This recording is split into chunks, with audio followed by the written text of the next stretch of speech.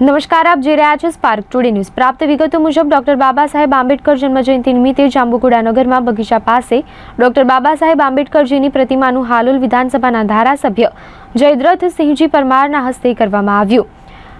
આ પ્રસંગે જિલ્લા ભાજપ મહામંત્રી મંગકુમાર દેસાઈ, તાલુકા પંચાયતના પ્રમુખ લાલસિંહભાઈ બારિયા, તાલુકા ભાજપ પ્રમુખ રંજીતભાઈ બારિયા, જાંબુઘોડા ગામના પ્રથમ નાગરિક અને સરપંચ એવા જીતકુમાર દેસાઈ સહિતના ભાજપના પાયાના કાર્યકરો તથા ખૂબ જ મોટી સંખ્યામાં ગ્રામજનો તથા દરેક સમાજના આગેવાનો, સરપંચો સહિત તાલુકા પંચાયતના સદસ્યો તેમજ પક્ષના હોદ્દેદારો ઉપસ્થિત રહ્યા હતા।